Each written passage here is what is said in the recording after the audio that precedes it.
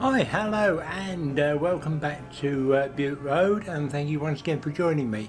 I promised in the last video this one would be doing the back scene, and yes, we're going to do that, but I've got a couple of bits to show you just before we do that, and it's a bit of preparation that I've had to do ready for doing the back scene painting. So I'll show you what we've been doing here, or what I've been doing. Here we go. So along the back of here, I've put in the tunnel mouth, and there's a bit of board there to give me some idea of where the land is going to go up there. I'll put in a contour at the back. Now that's just cardboard and hot glue gun with some wooden formers, a bit like that, just cut to shape roughly, and then I say the cardboard stuck over the top.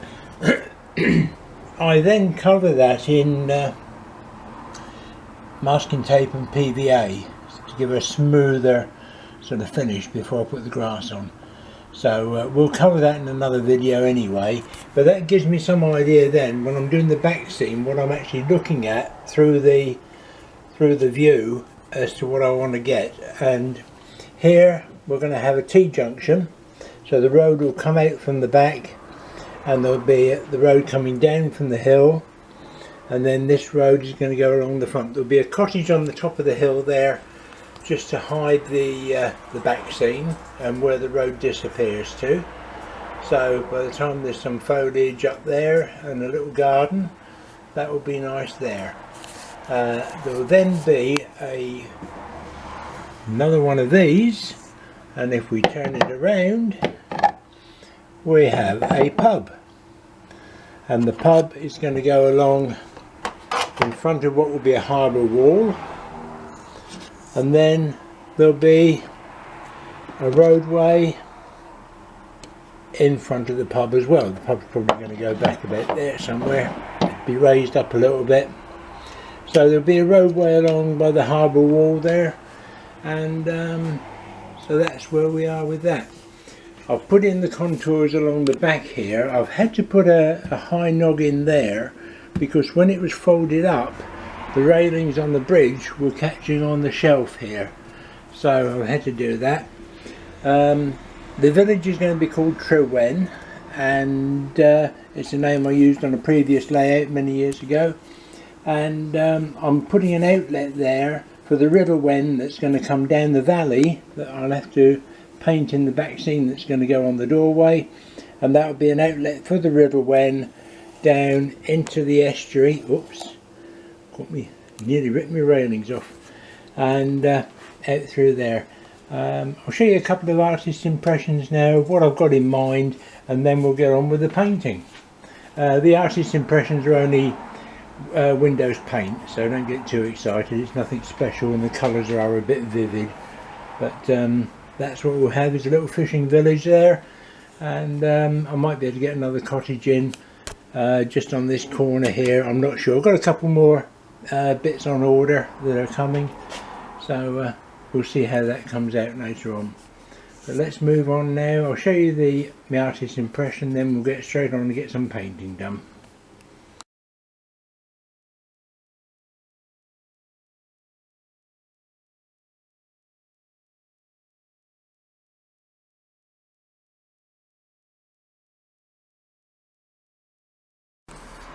Right, start off by running through the colours. So we've got Payne's Grey, Raw Umber, Yellow Ochre, Lemon Yellow, Ultramarine, French Ultramarine Blue, and Hooker's Green. Now the Hooker's Green, be extremely careful with Hooker's Green. It's a wonderful green, but never ever on its own. It's an awful green on its own. But if you mix it with the blue, the yellow ochre, the raw umber, or the Payne's Grey, you get several different greens that are far more pleasurable. So more in keeping with nature as opposed to being just vivid. And then I've got my palette, couple of brushes, the little rigger brush, which when wet gives a nice fine point. That'll be for distant fields, etc. I don't know if we'll get as far as doing fields today, but and then just a pot of water there. So we'll crack on now, and we'll see how far we get this morning. And before we start, just a couple of quick images. The first is from a painting, a watercolour painting I did about 20 odd years ago now, and the second is from my new Mills layout that I did about 3 years ago, 2018 I think it was. So have a look at those, and that will give you some idea of the effects I'm looking for in the background.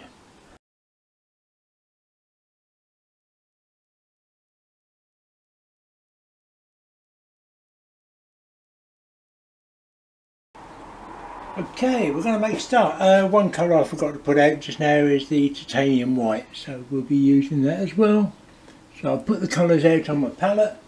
I'm using a Winsor & Newton brush, 3/4 inch brush, purely because I want a little bit more finer detail here rather than going for the bigger brush. So I'm going to start off, I'm taking a little tiny bit of the French Ultramarine. As you can see, I wet the brush, and we'll add a little bit of blue and then just a fraction of the green. Need a bit more white in there and a little bit more blue in there. And what I'm looking for is the hazy blue background, like you saw in some of those sort of paintings earlier. So we'll start about here somewhere, and we'll put that in, and that is too dark. So we just add quite a bit more white to that, and we'll get in a bit of a hillside. This is Cornwall, but it's I mean, Cornwall is hilly, but it's not mountainous like Cumbria or Scotland or the Peak District. So you can sort of tend to keep away from too hilly a horizon, and you'll see what I mean. I mean, if you were to do a horizon went up and down like that for mountains, when you look at that side on, it looks absolutely awful. So you keep away from that sort of thing. Keep the horizon fairly flat, fairly consistently level, and that way you will end up with a far more realistic sort of image. A bit more blue in there.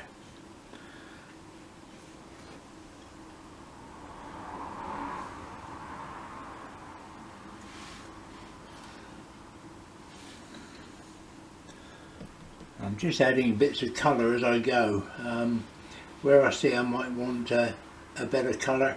Back in the corner here, I should be coming down in front of a lot of this later on, but you can see already there I brought a hill in front of another hill, so that's the sort of thing that we do just to make sure that we get a three-dimensional more or less effect on the back.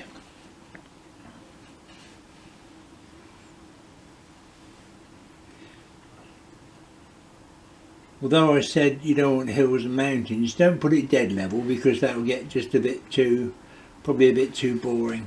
So just be a little bit sort of thoughtful as to what you really are looking for in the way of contours and hills and that sort of thing. Often it pays just to have a look at a couple of real photographs. That will give you a better idea than probably doing what I'm doing here.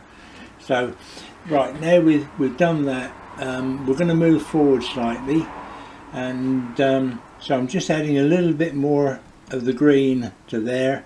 I'm putting a little bit of the yellow in with it now, and so we've got a stronger colour coming in, and that again is too strong. It's so easy to get too strong a colour. It may look good on the palette, and you may think it looks really good and cool and yeah, superb, but it doesn't always work. So just bear that in mind when you're doing some of these colours, that sometimes it pays not to go too mad. Also, you'll see here what I've done. I've got that hill there parallel almost with that one there, and that will look wrong.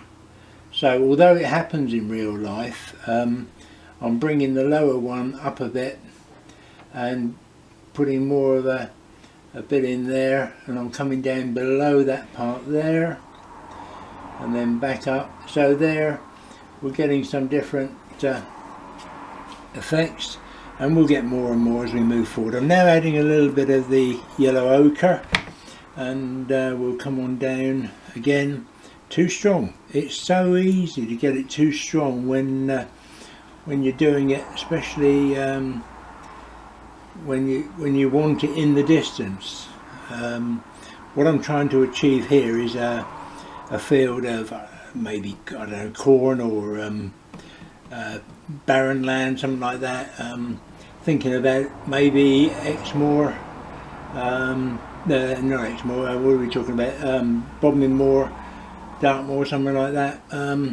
So we're now getting an effect there where you've got this hill coming in front of that one, and that will be what we're looking for there. I'll just put a little tiny bit of brown in now, and that's going to come up on here and come out there like that. So I'm going to carry on doing this, and I'm just adding various colours to it to keep it interesting, and then we'll come back in a moment and I'll show you what we're going to do next.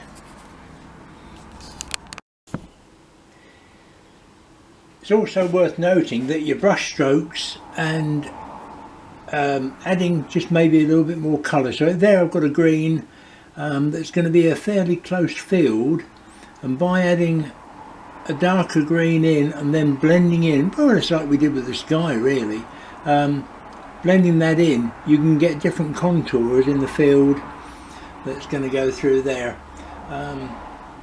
So that's a way of doing that. And then as I say, you can put in various things. I've got too strong there, so I'm going to take some of that out. And again, the beauty of acrylic is you can take out what you don't like and put in what you do like, and that makes it so much better. So what I'm going to do here now is I'm going to imagine there's quite a big hill right behind this roadway. So we're going to put in a hill there that's going to be right close. It's going to be up against the roadway, and it's going to come down over, and there'll be hedgerows along the top of this roadway, so that will hide the bottom edge of what we're doing here. So although I'm going down behind what you can't actually see down behind here, that's so that when I'm standing where I am at the moment, I can't actually see any blue from the back scene sky area down there. So I've come down through there, and we've now got browns and we've got greens all mixed in there together. I'm adding a little bit more yellow ochre now to the palette, and going to continue that on through here. So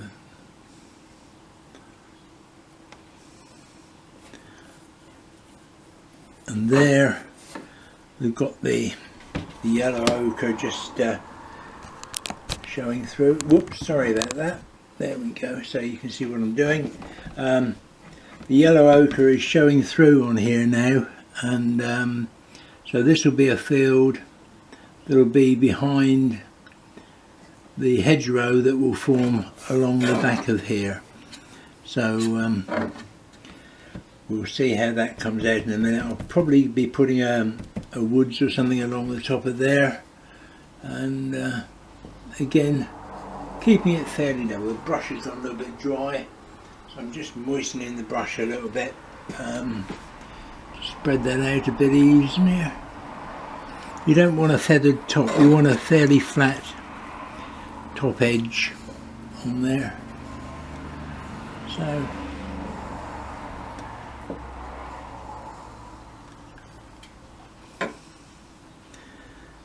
we're doing there, and we've come down across with that. Coming back over to this side now, I'm not happy with some of this. It looks a little bit too Mickey Mouse at the moment, so I'm going to add some more bits of colour in there. I'm adding some more yellow ochre, and I'm adding a little bit more lemon yellow, and I'm going to just come in through here with that. So we've got a lemony yellow colour coming through there. I've got to decide later on, and this piece may get redone slightly later on. Again, as I say, the beauty of acrylic is you can paint over the top, because I've got to blend in this roadway. I haven't put any Payne's grey on the palette at the moment, and I've got to paint the road, and then I'll bring the road in through there as well, and find a way of doing that later on. Not quite sure which way round that's going to go yet. I think the roadway is going to go through and probably to the right. That's my sort of feeling at the moment, that that's the way the road's going to go. Right, I'm going to call that it for this video, because otherwise it's going to go on far too long, and we'll come back in video 19 and we'll do the hedgerows and some bushes and trees and that sort of thing. But hope you've enjoyed this so far and it's been useful to you, and we'll see you in the next video. If I don't lose my voice first, bye for now.